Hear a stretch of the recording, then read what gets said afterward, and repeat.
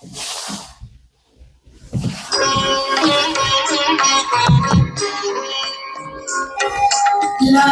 is a time pass, क्या फर्क पड़ता है, कोई दिक्कत नहीं, पता नहीं, जो तारी आए सो मारी आए, nothing to do, nowhere to go, देखो सुनो मत बोलो, wherever, whenever, whatever you are, be 100% करे नाटक, किसी को आओ मत कहो, किसी को जाओ मत कहो, ना कुछ पाना ना कुछ खोना, who asked you live at zero complete level, मौज में रहो, be happy.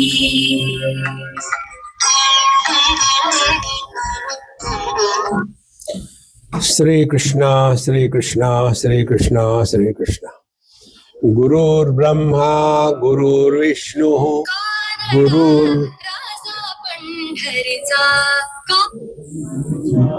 गुरुर्ब्रह्मा गुरुर्विष्णु गुरुर्देवो महेश्वरः, गुरु साक्षात् परं ब्रह्म तस्मै श्री गुरवे नमः, तस्मै श्री गुरवे नमः।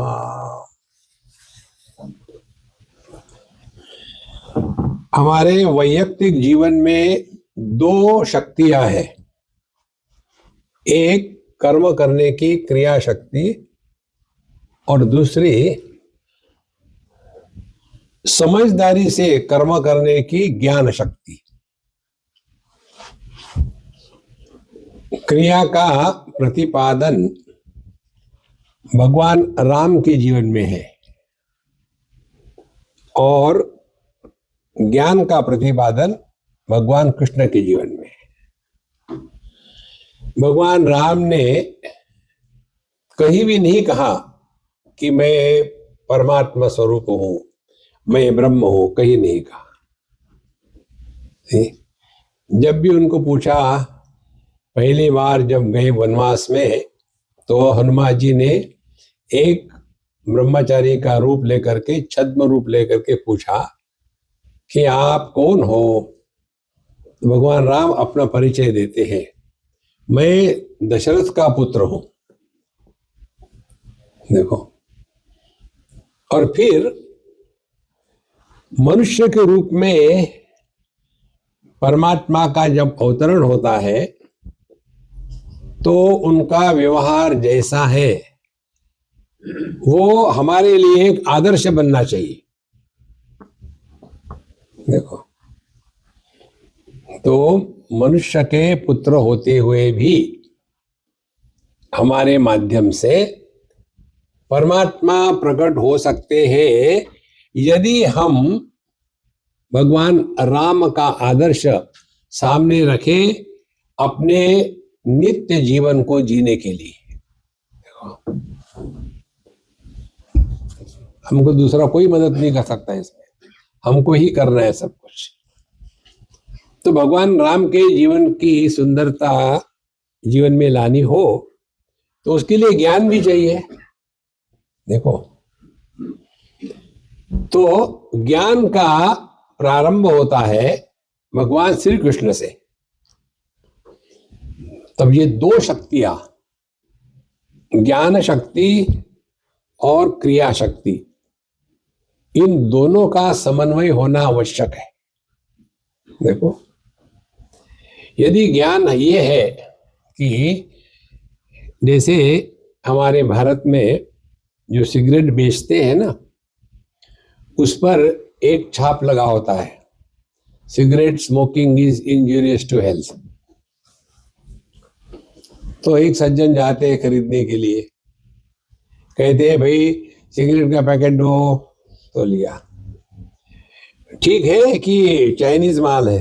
बोले नहीं जी, अपना ही है, इंडिया का है। तो कैसे? देखो उस पर छपा है, हाँ छपा है, cigarette smoking is injurious to health, पढ़ लिया, लेकिन प्रभाव कुछ भी नहीं, फिर पिए जा रहे हैं। देखो, तो यदि हम अपने जीवन में ज्ञान को नहीं उतारते तो हम भोगी बन जाते हैं। तो पहले ज्ञान की बैठक पक्की होनी आवश्यक है। कई बार हमारे यही चलता है कि भगवान आशीर्वाद करो, भगवान ये करो, उनको काम में लगा देते, हम कुछ नहीं करेंगे। एक श्लोक आता है, न हस्ते यष्टिम आदाय देवा रक्षन्तु साधकम यम तु रक्षितुम इच्छन्ति सुबुद्ध्या योजयन्ति तम। भगवान हाथ में डंडा लेकर के किसी साधक की रक्षा नहीं करते, वो रक्षा करते हैं एक प्रकार से। कौन सा प्रकार है? कि जब यह साधक जो भी करता है तो उसको चिंतन करने की भगवान ने शक्ति दी है। तो क्या चिंतन करना है? चिंतन यही करना है कि हम जो करने जा रहे हैं, क्या ये शास्त्र सम्मत है? पहली बात। दूसरी बात, जो हम करने जा रहे हैं, क्या इसका आदर्श हमको कहीं मिलता है क्या? तो ज्ञान को अपने जीवन में उतारने के लिए हमारे सामने एक आदर्श चाहिए। तो हमारे लिए आदर्श क्या हो? आदर्श होना है भगवान राम। अब भगवान राम के जो अनेक बातें आप तो मेरे से ज्यादा जानते हैं, उसमें से 2-3 बातें जो मुझे अच्छी लगी वो मैं आपको बताता हूं। भगवान राम ने कभी भी किसी को शाप नहीं दिया।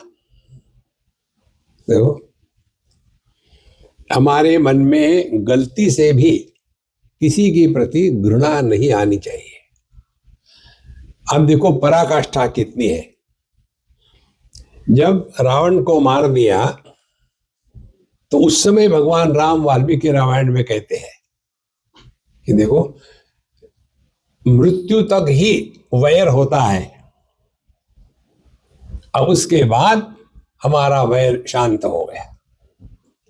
और फिर वो लक्ष्मण जी को और विभीषण जी को बताते हैं, जा करके उनके सारे संस्कार करो, वो जितना तुम्हारा भाई है उतना मेरा भी भाई है। ये तभी हो सकता है जब हमारी ज्ञान की निष्ठा हमारे जीवन में उतरती है तब। देखो, मनुष्य के जीवन में सबसे जो गंदी बात है वो ये है कि हमारे मन में किसी के भी प्रति घृणा हो। जीवन में घृणा अत्यंत बुरा विषय है, किसी के भी प्रति घृणा ना हो। देखो, तो यही हमको भगवान राम से सीखना है। दूसरी बात, वो हमेशा, जैसे मैं, हनुमान जी कहते, मैं सेवक सचराचर रूप स्वामी भगवंत।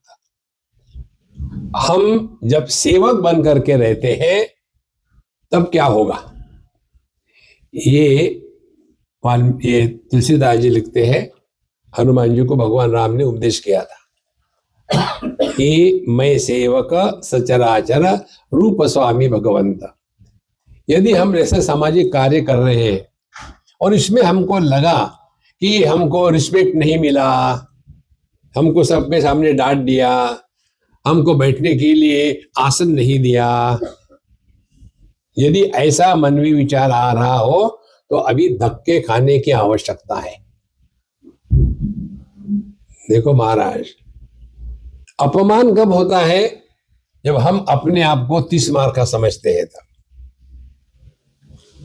देखो संतो, जब कहते हैं मैं सेवक सचराचर रूप स्वामी भगवंत, हम सबके सेवक हैं। और सेवक वो होता है जिसका अपमान नहीं होता। ऐसे समझ लो कि हमारे डॉक्टर साहब जो है, ये हमारे बॉस है, समझ क्या लो, है ही। अच्छा, और हम उनके नौकर हैं। अब ये जो बॉस होते हैं वो क्या करते हैं, सब लोगों के सामने नौकर को बुलाएंगे और डांटेंगे, हे रामू सबके लिए पानी ले आ। डांट के, प्यार से नहीं बताएंगे। और वहां चुप हो गए, वो काहे के मालिक हैं, दिखाना है ना कि मैं मालिक हूं। फिर वो क्या कहेंगे, पता नहीं आजकल के नौकर इतने गंदे हो गए हैं, जा जल्दी ले आ। जब ऐसा इन्होंने मुझे कहा तो किसी के भी मन में ये विचार नहीं आएगा कि इसका अपमान हुआ है। देखो, और यदि मैंने मेरे बॉस को उदाहरण उत्तर दे दिया, बाबूजी कितना पानी पीते हो, टैंकर हो क्या, ऐसा यदि मैंने कहा तो देखो मालिक का अपमान कर दिया। संतो, ये हमको भागवत या रामायण भगवद गीता इससे सीखना है। जहां जहां आपको फील होता है कि हमारा अपमान हुआ है, हमको दुख हुआ है, हम दुखी हैं, समझ लेना हमारे अधःपतन का मार्ग खुल गया है। भगवान के भक्त का कभी अपमान नहीं होता। अपमान होता है उसका जो भगवान से विभक्त है। भगवान के साथ बने रहो। अब हमारे कन्हैया पर आ जाओ। आप देखेंगे भगवान कृष्ण का जीवन तो भगवान राम के जीवन से कठिन था। देखो, भगवान राम को तो केवल 14 ही साल घूमने पड़ा, और वो भी कितना, 13 साल तो चित्रकूट में मजे में रहे, कोई प्रॉब्लम ही नहीं थी। आखिरी 1 साल बाहर गए, देखो। और इसीलिए अब ध्यान से सुनना, रामायण में से रावण को निकाल डालो, क्या बचेगा रामायण। भगवान राम को ऐसा हुआ, उनको जंगल जाना पड़ा, वो 14 साल वहां रहे चित्रकूट में और वापस आ गए, हो गया रामायण। क्या मजा आया। मजा तो तब आता है ना जब गब्बर सिंह आ गया, तब मजा आता है। और इसीलिए हमारे जीवन में सुख दुख का प्रसंग आना, ये भगवान का अनुग्रह होता है। एक शेर हमको बहुत अच्छा लगता है।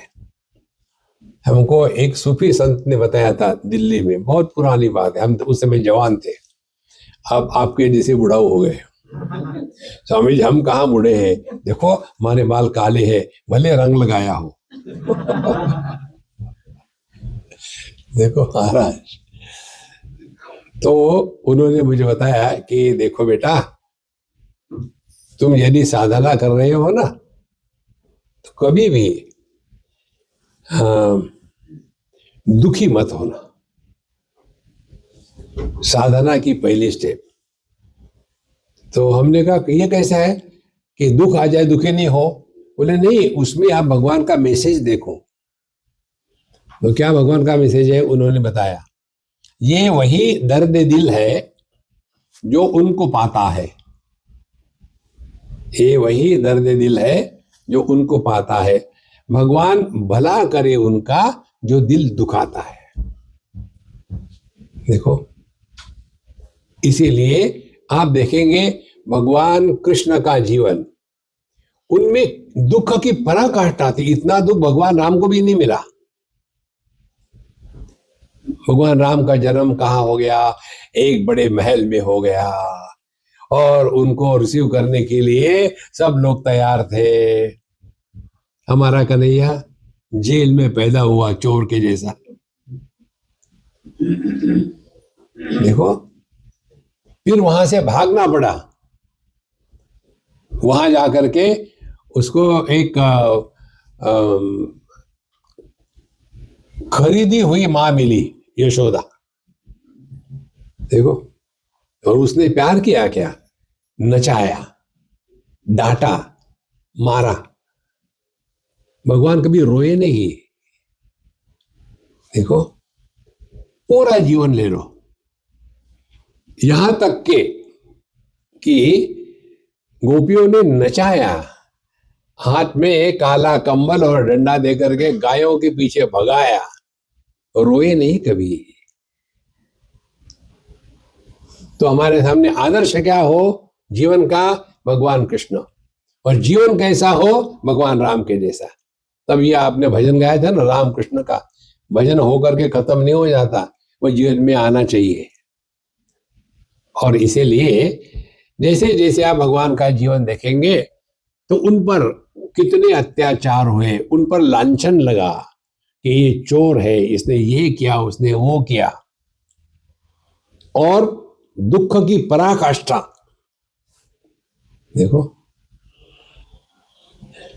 क्या थी। दुख की पराकाष्ठा भगवान ने अपने लीला के अनुसार पहले तो राक्षसों का नाश कर दिया, कंस, चाणूर और बड़े बड़े जो भयानक लोग थे उनको मरवा दिया। तब वो छोटे ही थे। उसके पश्चात बड़े हो गए। तो उस समय जैसे डिफरेंट स्टेट्स होते हैं ना किसी कंट्री में, उस समय भी बड़े बड़े राजाओं के अपने अपने साम्राज्य थे पूरे भारतवर्ष में। और हर एक राजा जो था अपने आप को 30 मार्क का समझता था और एक दूसरे के ऊपर चढ़ाई करना, झगड़ा करना। भगवान ने सोचा इनको भी ठिकाने लगाना चाहिए, तभी जाकर के यदा यदा ही धर्मस्य ग्लानिर्भवति भारत अभ्युत्थानम धर्मस्य तदात्मानं सृजाम्यहम्, तब जाकर के धर्म की स्थापना होगी। तो अब क्या करें? फिर उन्होंने कौरव पांडव को मिला दिया, करो झगड़ा। और उनके झगड़े में, युद्ध में जितने भी ये भयानक राजा लोग थे सब मरवा गए। देखो अब और आगे ये सब खत्म हो गया। और फिर भगवान के सामने समस्या। अब समस्या ये है, ये हमको सबको समझना है। समस्या 2 प्रकार की होती है, होने की समस्या, नहीं होने की समस्या। जिनको बच्चे नहीं है वो दुखी है, जिनको है वो सुपर दुखी है। देखो महाराज, अब आपका तो होगा 1 आध बच्चा या 1.5 बच्चा, हम 2, हमारा आधा आधा। भगवान कृष्ण की समस्या देखो, मालूम है आपको भगवान कृष्ण को कितने बच्चे थे? पत्नियां कितनी थी? 16,108। हर एक पत्नी से भगवान को 10 लड़के और 1 लड़की हुई थी। तो उनको बच्चों को यूनिवर्सिटी में भेजने की जरूरत नहीं, प्रोफेसर घर आ जाते थे। और सबका तो पृथ्वी का भार उन्होंने उतार दिया। अब सवाल आता है, भगवान को अपनी लीला समाप्त करनी थी। उन्होंने सोचा अब मेरा लीला समाप्त करने का समय आया।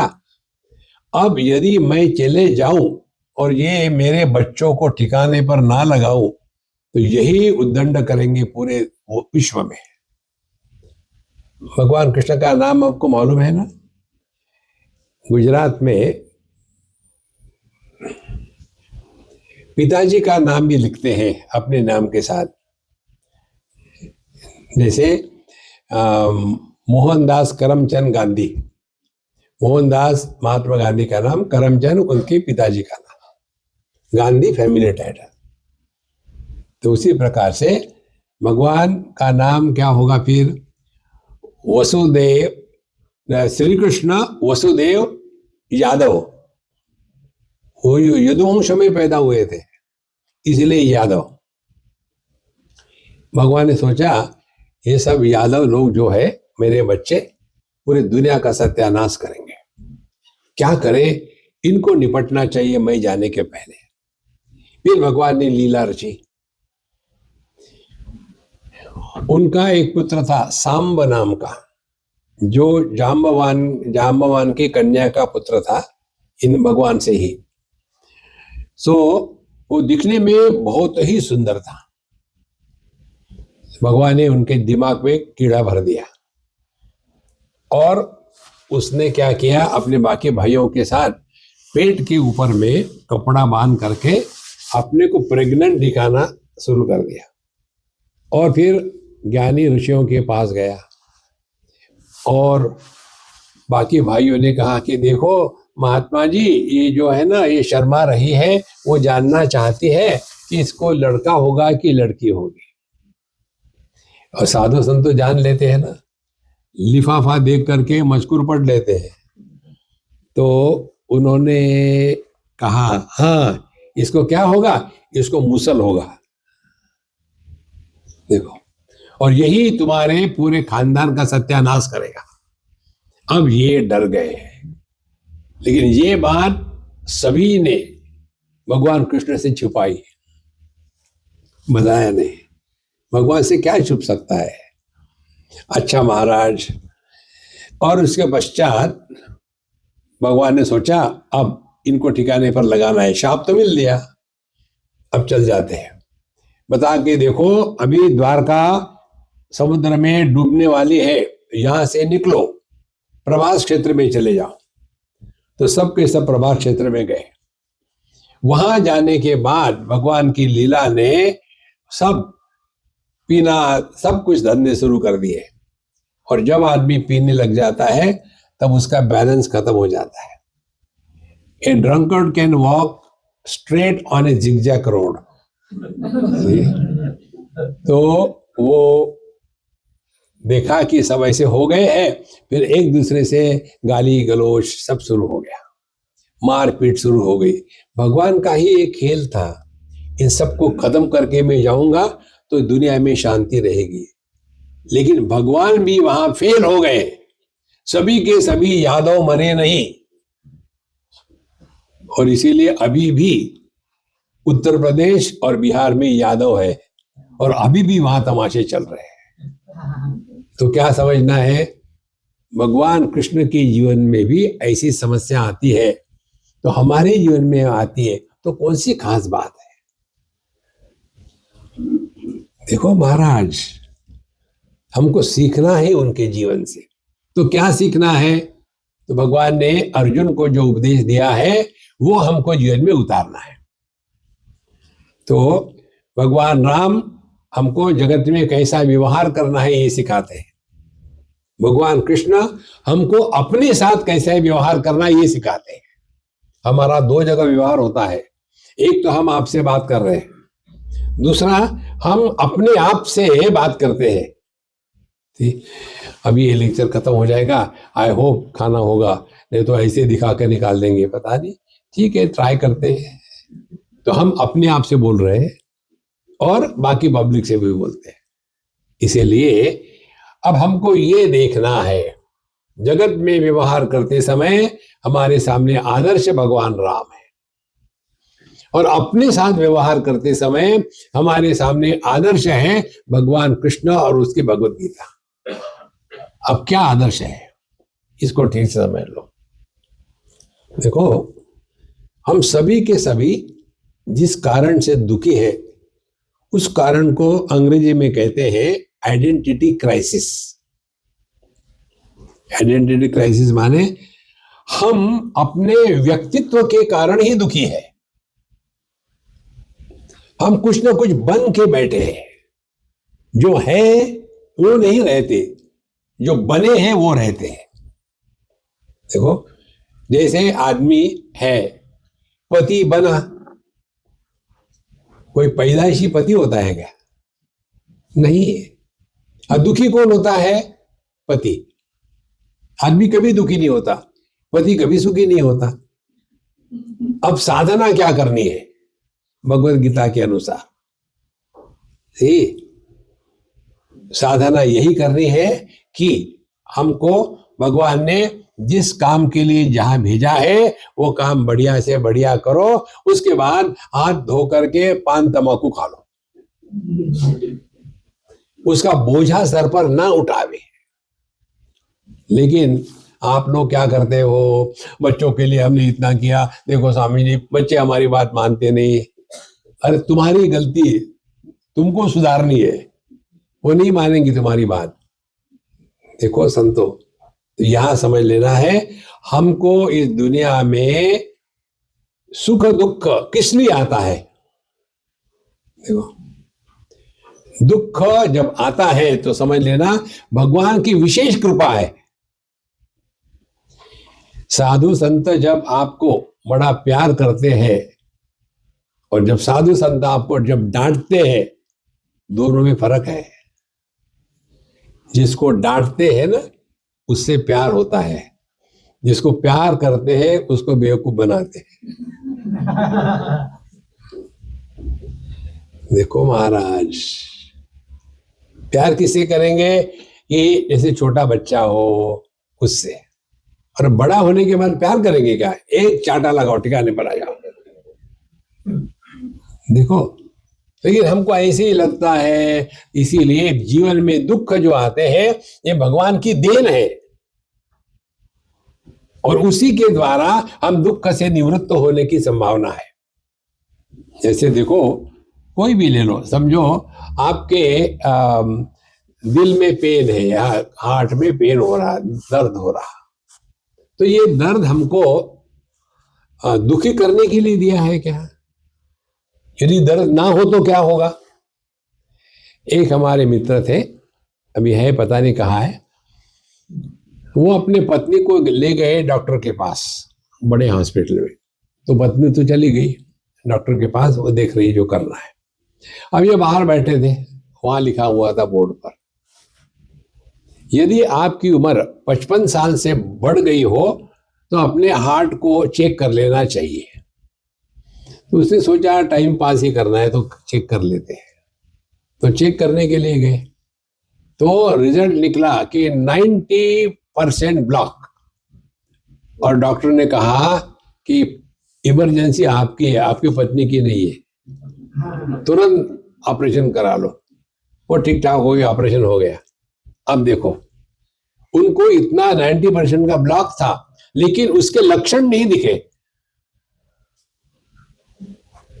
देखो, यदि लक्षण दिख जाते हैं तो हम ठीक कर लेते हैं। ये तो शरीर का हुआ ना।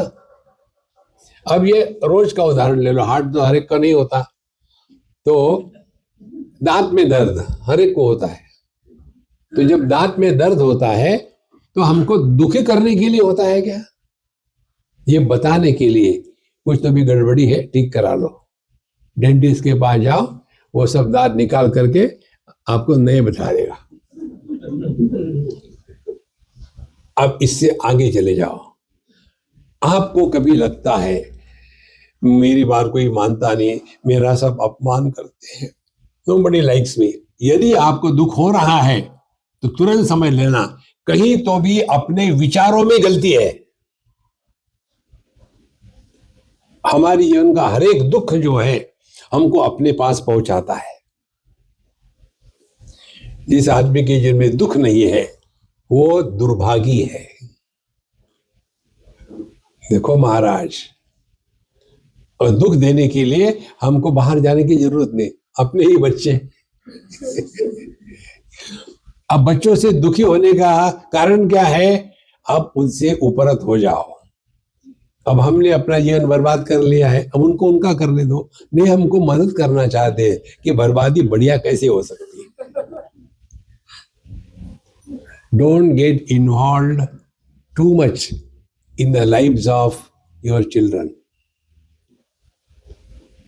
देखो, जगत की समस्या बच्चों की, जवानों की नहीं है, बुढ़ाओं की है।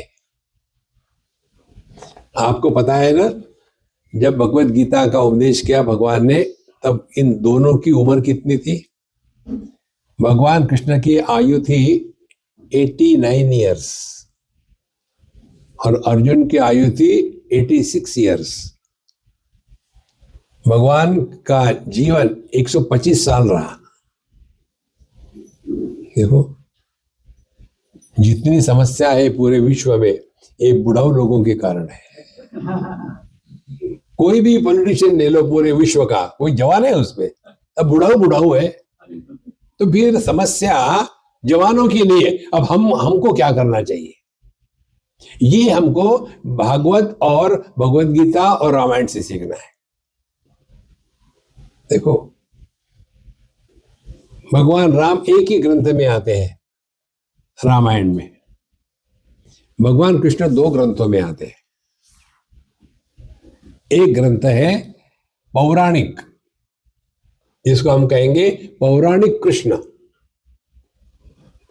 उनका जन्म कहाँ हुआ, कैसे बड़े हुए, क्या क्या हुआ, ये भागवत कथा में आता है। महाभारत में भगवान के जन्म की इत्यादि कथा कही नहीं है। भगवान श्री कृष्ण महाभारत में प्रवेश करते हैं कब? जब अर्जुन विवाह के लिए उस मछली की आंख को तीर मारने वाला था, उस समय भगवान महाभारत में पहली बार प्रवेश करते हैं। देखो, तो ये दो कृष्ण है। एक पौराणिक कृष्ण जिसको बच्चे के रूप में और लीला के रूप में देखते हैं, दूसरा है ये हिस्टोरिकल कृष्ण, उसने पूरी हिस्ट्री को बदल दिया है। तो नॉर्मली हम लोगों की भक्ति क्या होती है, बस कृष्ण को ले लिया और उसके साथ बात करते रहो, ठीक है, लेकिन कब तक के? ऊपर भी तो उठना है ना। हमने एक आदमी को पूछा, यार तुमको याद है क्या, मैंने तुमको देखा था, तुम जब छोटे थे, कोई तो भी KG1 KG2 में थे, अब बड़े हो गए, अब क्या करते हो? बोले अभी भी मैं KG1 KG2 में हूं। क्यों? बढ़ते नहीं क्या? बढ़ना चाहिए ना। इसी प्रकार से सब करो, तबला, पेटी, भजन, कीर्तन, सब की आवश्यकता है। जिंदगी में वही नहीं है तो गो फर्दर। देखो महाराज, जब आप किसी से प्रेम करते हो तो उसके बारे में जानने की इच्छा होती है ना। यदि आपको भगवान से प्रेम है तो भगवान को जानने की इच्छा होगी। फिर भगवान को जानने के लिए कहीं नहीं जाना है, भगवान के ही शब्द सुनो। भगवान स्पष्ट कहते हैं, बहुनी में व्यतीतानि जन्मानि तव चार्जुन तान्यहम वेद सर्वाणि न त्वं वेत्त परन्तप। अर्जुन, तुमने और मैंने अनेक जन्म लिए हैं, तुमको कुछ याद नहीं, मुझे सब मालूम है, क्योंकि मैं अजो भी सन्नव्ययात्मा भूतानाम ईश्वरोपि सन प्रकृतिम सामधिष्ठाय संभवामि आत्ममायया।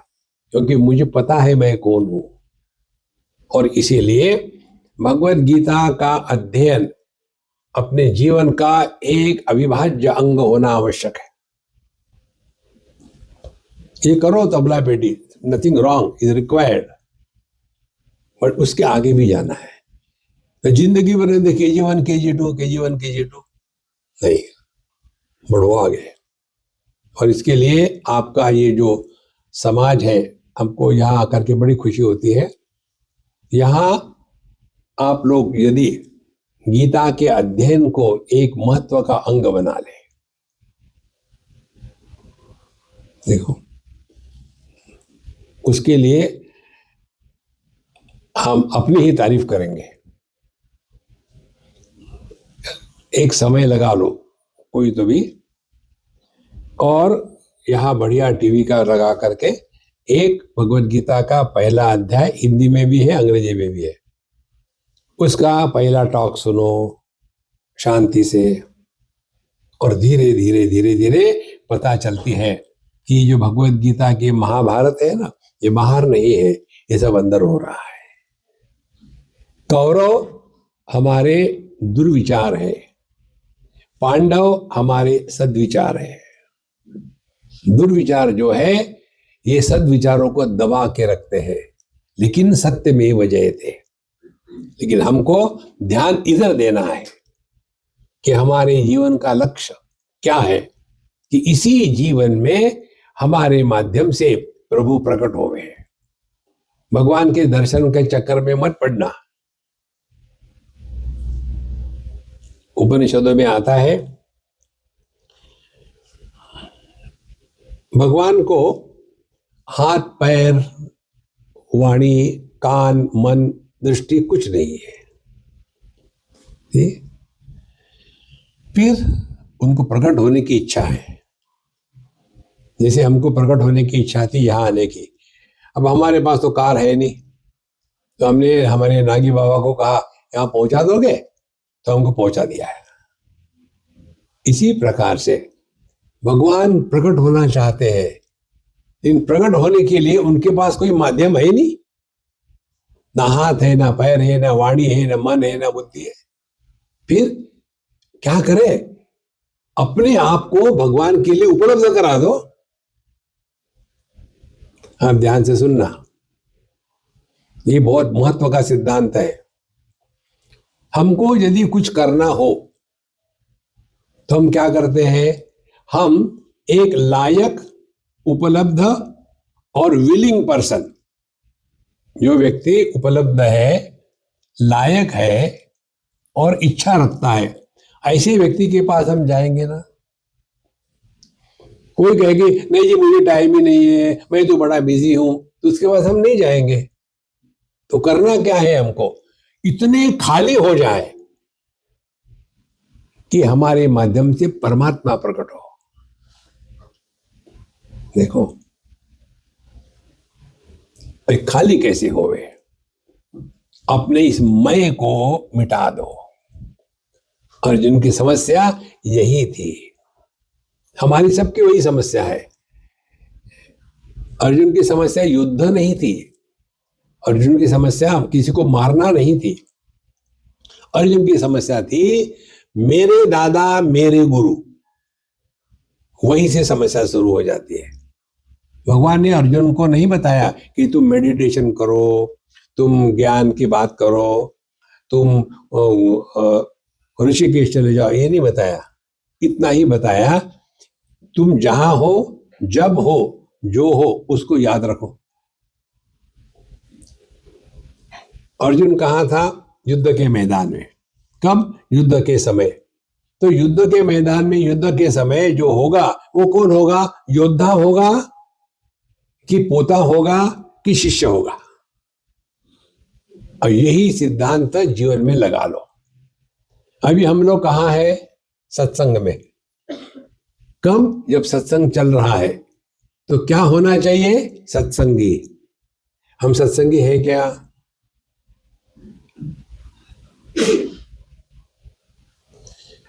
क्या हमारा मनीराम इधर उधर भटक रहा है? बैठे यहां है और मन दुनिया में भटक रहा है। भगवत गीता यही बताते हैं, इतना ही याद रखो, जहां जब जो हो 100% रहो। तो हम अब मनुष्य देह में है, अब मनुष्य देह में मनुष्य बन करके रहना है। तो क्या होगा मनुष्य बन करके रहना, और क्या होगा पशु पक्षी बन करके रहना? देखो, जानवरों में और मनुष्य में इतना ही फर्क है कि 4 बातें सामान्य है। आहार, निद्रा, भय, मैथुनंच। खाना, सोना, डर डर के जीना और बच्चे पैदा करना सामान्य, ये दोनों के लिए समान है, पशु पक्षी हो या मनुष्य हो। फिर मनुष्य की क्या विशेषता है? धर्मो ही तेषाम अधिको विशेषः। मनुष्य के लिए धर्म होता है। धर्म माने ये नहीं किसी का स्टैम्प लगा दिया। धर्म माने जैसे अग्नि का धर्म क्या है? गर्मी या आग। पानी का धर्म क्या है? ऊपर से नीचे की ओर बहना। इसी प्रकार से हमारा धर्म क्या है? अग्नि यदि ठंडा हो तो उसको अग्नि नहीं कहेंगे। हम मनुष्य का जन्म होने के बाद भी यदि पशुतुल्य व्यवहार करेंगे तो भगवान अपनी गलती ठीक करेंगे, अगले जन्म में वहीं चले जाना। इसीलिए संतो, we can make this as our last life. ये हमारा अंतिम जन्म हो सकता है, अभी भी इज नॉट लेट। अपने मन से दुनिया को हटाओ, और उसको हटाने के लिए कहीं हिमालय में जाने की जरूरत नहीं। हम आपको एक टेक्निक बताते हैं और ये भी बताते हैं कि आप करोगे नहीं। मेरा कॉन्फिडेंस है ये। किसी भी व्यक्ति के साथ कुछ भी बोलने के पहले अपने आप से पूछ लो, क्या बोलने की आवश्यकता है क्या?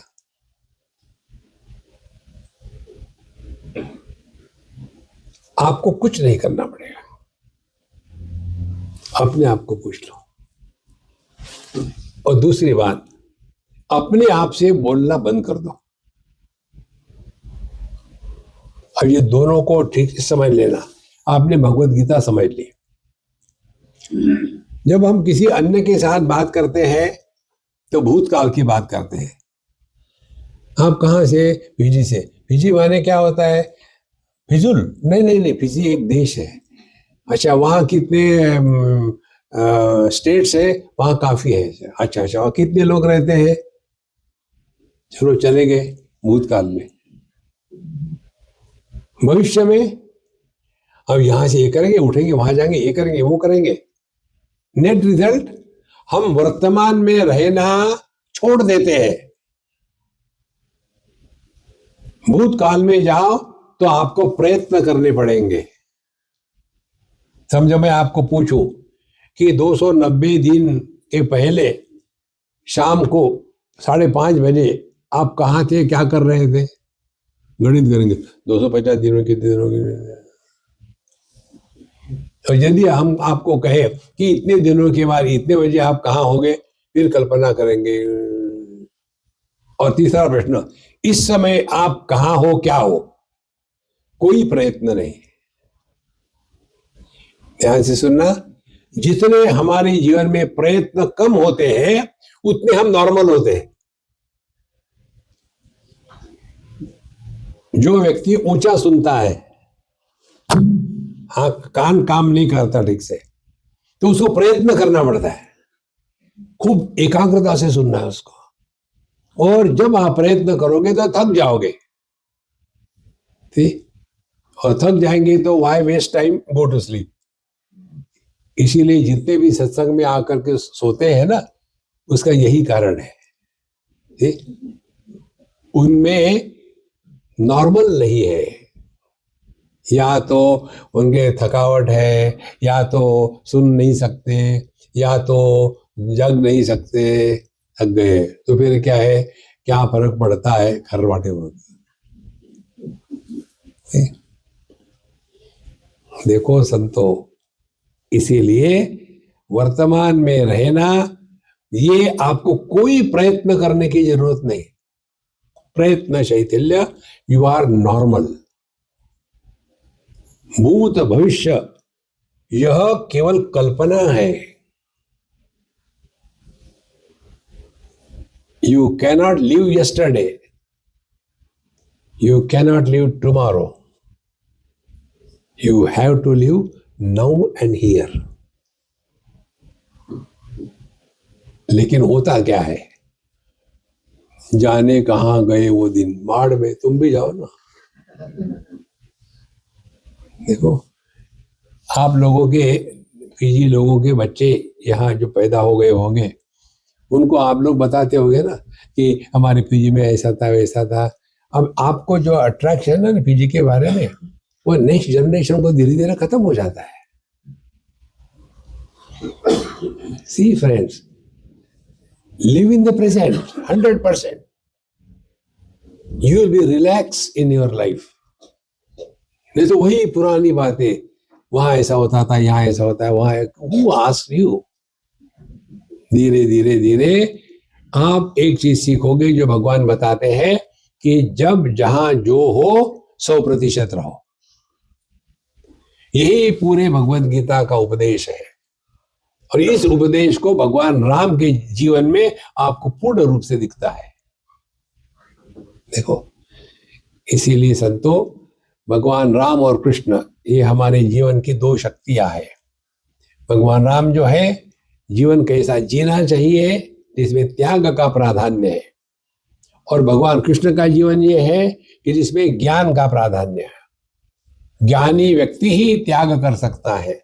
बाकी को, जैसे एक व्यक्ति चीनी नहीं खाता, कारण क्या है? आपने चीनी छोड़ दी नहीं, छुड़वाई, क्यों? डायबिटीज हो गया। तो डायबिटीज के कारण चीनी छोड़ना ये आत्मसंयम नहीं है। इसी प्रकार से मजबूरी का नाम महात्मा गांधी नहीं होता। धीरे धीरे आपका मन सहज रूप से शांत रहने लगेगा। अब इसका एक छोटा सा एक्सपेरिमेंट करेंगे हम और उसके बाद बंद करेंगे। पहला एक्सपेरिमेंट, आप पति पत्नी कुछ तो भी बनो और विचार करो।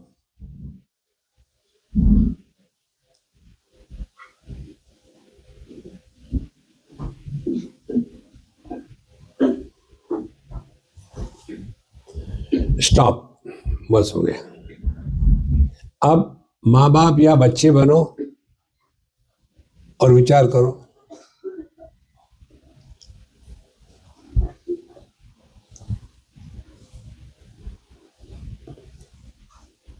स्टॉप। अब कुछ मत बनो, रिमेन एज नोबडी और विचार करो।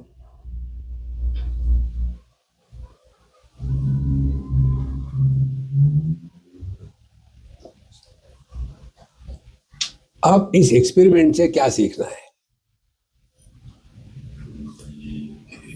जब आप पति पत्नी बने तो विचार आए थे पत्नी या पति के।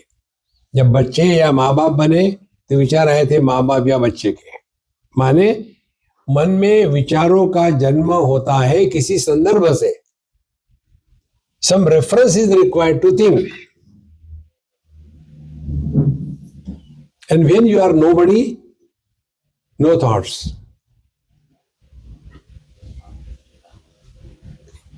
ये जो कंप्लेन करते हैं ना, तो मुझे मेरे मन में बहुत भयंकर थॉट्स रहते, क्या करो? मन तुम्हारा है कि मेरा है? क्या करो? तुम नोटो क्या कर रहे हो?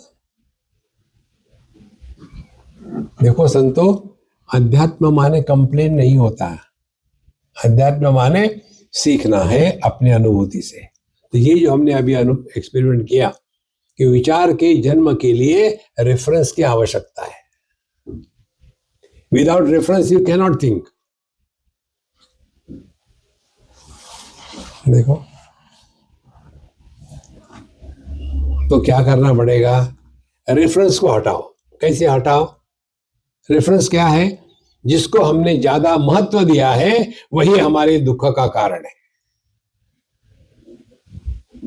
आप किसको भी महत्व दे दो, वही आपको दुखी करेगा। साफ सफाई को महत्व दो, हाँ, हर जगह जाके गंदगी दिखेगी आपको।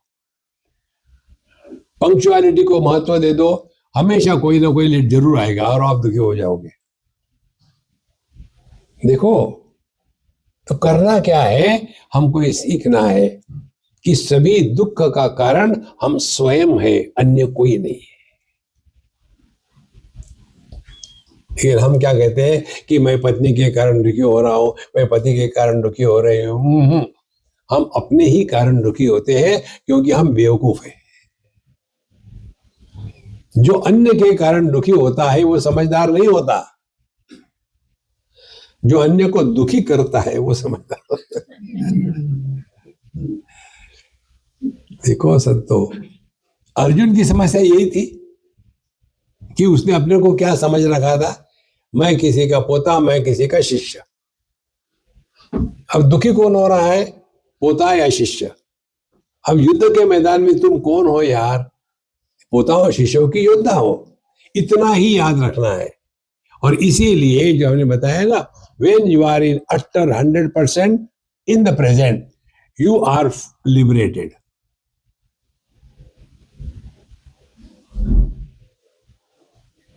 और ये हमारा सबका अनुभव रोज होता है। उपनिषद में आता है, अहर अहर ब्रह्म गमयति। रोज हम जब गहरी नींद सोते हैं तो हम परमात्मा के साथ एक हो जाते हैं। देखो, जब आदमी 8 घंटे सोने के बाद उठता है तो कभी ऐसा कहता है क्या, यार 8 घंटे में सोया था, मैं थक गया, फिर से सोता हूं? नहीं। कारण क्या है? देखो, जैसे हम रात को सोने को जाते हैं तब क्या करते हैं, अपने फोन को मेन स्विच से लगा दिया ताकि रात भर चार्ज हो जाए, तो सुबह उठ के देखते हैं 100%, हाँ फिर खोल दो। और फिर क्या करेंगे, फिर अपने व्हाट्सएप यूनिवर्सिटी में जाकर के कोर्स शुरू कर देंगे। और फिर पूरा वो फोन एकदम पूरी पावर खत्म हो गई, फिर अरे यार बंद, फिर दूसरे बार लगाओ। यही हमारा होता है। रात को जब हम गहरी नींद में सोते हैं उस समय हमारा संबंध परमात्मा से होता है।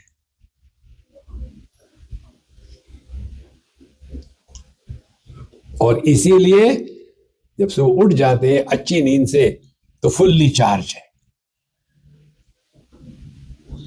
लेकिन फोन के जैसा उठने के बाद नींद से तो उठते हैं, बिस्तर से नहीं उठते। और फिर बिस्तर से आप इतने जल्दी क्या उठना है, ये बाबा जी लोगों को काम धंधा है नहीं, इतने जल्दी क्या करेंगे उठ करके, फिर सो गए। नींद नहीं आ रही है। जैसे वो तवे पर वो जो डोसा करते हैं ना, वैसा इधर से उधर, उधर से इधर, उधर करते रहेंगे। Finally the nature has to come to our rescue. Nature's call, अब उठो। Such a disgusting life. See, friends, know you are divine. अपने जो गलत धारणाएं हैं उसको निकाल डालो।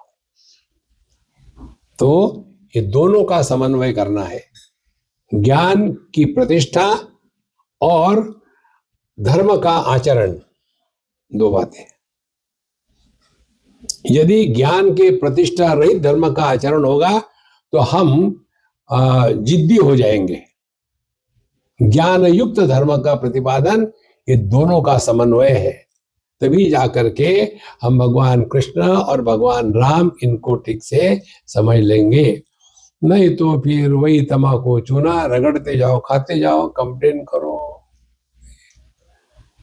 Swami, why my wife doesn't listen to me? She tortures me also. And why this is happening?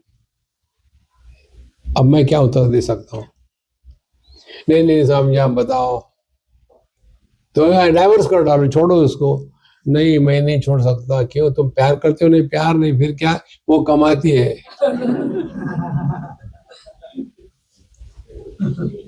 तो फिर मैं क्या करूं? हमने कहा विचार करो। विचार क्या करना है? आप ध्यान से सुनना, हम विचार की प्रक्रिया आपको बता रहे हैं। विचार ये करना है कि पिछले जन्म में तुमने उसको बहुत छला था और उस समय उसने बदला लेने के लिए करवा चौथ का व्रत किया था। अब 7 जन्म तक छोड़ेगी नहीं। अरे बाप रे, अब मैं क्या करूं? मुझे तो कोई याद भी नहीं, तुमको भले याद ना हो। ऐसा ही होता है। इसके उपाय कोई? हाँ उपाय जरूर है। क्या? पहले उसको बदनाम करना बंद कर दो। दूसरा, उसके साथ प्यार से समझदारी से रहो। उससे क्या होगा? उससे अगले जन्म में वो तुम्हारी पत्नी नहीं होगी। एग्रीड? हुआ कुछ नहीं, केवल विचारों में परिवर्तन लाना है। जितनी समस्या है ये गलत विचारों की है, और ये विचारों की गलती को दूसरा नहीं सुधार सकता, हमको ही सुधारना है। और इस विचार की प्रक्रिया को सीखने के लिए भगवद गीता का अध्ययन और जीवन में उतारने के लिए राम भगवान का आदर्श सामने हो, दोनों को लेकर के चलो, तब जीवन बैलेंस हो जाता है। जब बैलेंस जीवन हो गया तो क्या होगा? आनंद ही आनंद होगा, दुख का कहीं नामो निशान नहीं होगा। ट्राई करो और बी हैप्पी। ओम पूर्णमदः पूर्णमिदं पूर्णात् पूर्णमुदच्यते पूर्णस्य पूर्णमादाय पूर्णमेवावशिष्यते। ओम शांति शांति शांति। हरि ओम। श्री गुरुभ्यो नमः। हरि ओम।